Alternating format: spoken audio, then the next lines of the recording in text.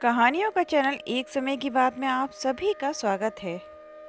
एक बार मुल्ला नसरुद्दीन के घर के सामने दो लोग आपस में झगड़ रहे थे।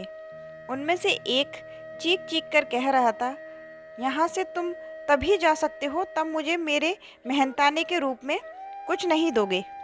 दूसरा आदमी जिसके सिर पर लकड़ियों का गट्ठर था बार बार उससे मिन्नतें कर रहा था, बाबू साहब कुछ नहीं तो कुछ होता ही नहीं है, यह कोई चीज़ थोड़ी है जो मैं इसका आदान प्रदान करूं। मगर वह आदमी अड़ा था, मुझे कुछ नहीं चाहिए तो चाहिए, वरना मैं तुमको जाने नहीं दूंगा। दोनों की यह लड़ाई बहुत देर तक चलती रही। मुल्ला नसरुद्दीन काफ़ी देर से उन दोनों की यह दिलचस्प लड़ाई देख रहा था। वह टहलता हुआ उन दोनों के पास आ पहुंचा और उनसे पूछा, क्यों भाई, क्यों झगड़ रहे हो? जिसके सिर पर लकड़ियों का गट्ठर था उसने बहुत रुआसे स्वर में कहा, हुजूर, इनसे मैंने सिर पर लकड़ियों का गट्ठर उठाने की मदद मांगी थी। जब ये लकड़ियों का गट्ठर उठा रहे थे तब इन्होंने मुझसे पूछा था कि तुम इस सहायता के एवज में मुझे क्या दोगे। मैंने इनसे साफ साफ कहा था कुछ नहीं, क्योंकि इस वक्त मेरे पास इनको देने के लिए कुछ नहीं था।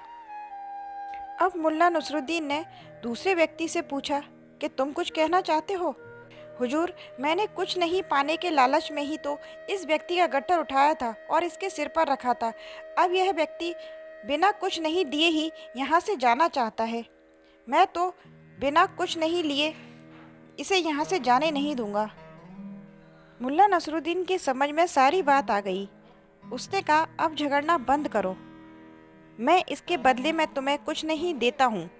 फिर मुल्ला नसरुद्दीन ने अपने घर के दरवाजे के पास पड़ा एक खाली घड़ा उस कुछ नहीं मांगने वाले व्यक्ति को दिखाया और बोला, जाओ उस घड़े को वहाँ से उठाकर लाओ। वह व्यक्ति घड़ा उठाकर ले आया। मुल्ला नसरुद्दीन ने उस व्यक्ति से कहा, देखो अब इस घड़े में क्या है?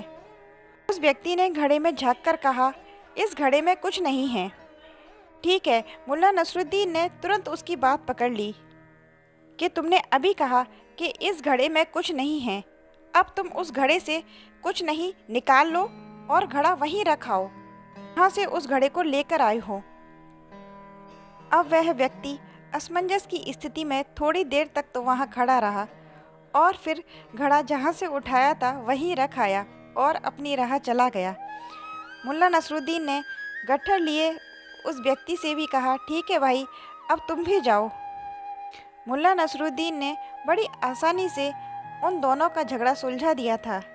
मिलते हैं ऐसी ही छोटी सी दिलचस्प अगली कहानी के साथ। जय श्री राम।